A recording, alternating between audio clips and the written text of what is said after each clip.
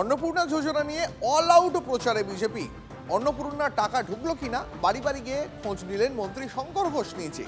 যারা টাকা পেয়েছেন তাদের বাড়ির বাইরে নিজের হাতে স্টিকার আটকে দিলেন মন্ত্রী। শিলিগুড়িতে 90% মহিলাই এই অন্নপূর্ণা যোজনার টাকা পেয়ে গেছেন বলে দাবি শঙ্করের। এর মধ্যে ক্ষোভ ছড়িয়েছিল, যদিও মুখ্যমন্ত্রী শুভেন্দু অধিকারী জানিয়ে দেন যোগ্য যারা তারা প্রত্যেকে অন্নপূর্ণা ভাণ্ডার পাবেন, এবং তারপর ইতিমধ্যেই বিভিন্ন এলাকায় বহু মানুষ বলছেন তারা অন্নপূর্ণা ভাণ্ডার পাচ্ছেন।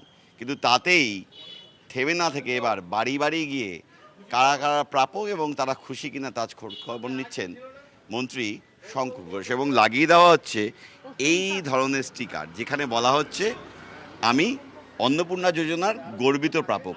এবং এই ধরনের স্টিকার যে সমস্ত বাড়িতে উপভোক্তারা অন্নপূর্ণা যোজনা পাচ্ছেন তাদের বাড়িতে লাগিয়ে দেওয়া হচ্ছে এই ধরনের স্টিকার, যাতে স্টিকার দেখেই চিহ্নিত করা যায় এই বাড়িতে যে মহিলারা আছেন এবং যারা যোগ্য তারা এই অন্নপূর্ণা ভাণ্ডারের মাসিক 3000 টাকা পাচ্ছেন।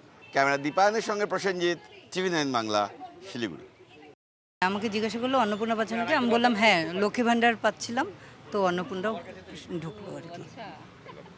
বললেন যে পেয়েছেন কিনা এই টাকা, অন্নপূর্ণা যোজনার টাকা, সেইটাই আমি এখনো অ্যাপ্লাই করিনি, অ্যাপ্লাই করব তারপরে হয়তো।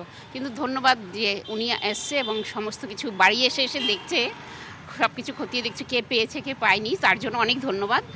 একবারও পাইনি। আগে লক্ষ্মী ভাণ্ডার হ্যাঁ হ্যাঁ পেয়েছি, লক্ষ্মী ভাণ্ডার পেয়েছি, কিন্তু অন্নপূর্ণা পাইনি, আমি একবারও পাইনি। মন্ত্রী এলেন তো বললেন, তো উনিও বললো যে ওনাদের অফিসের নাম লিখিয়ে দিয়ে আসতে, তারপরে পাবো। এখন দেখা যাক।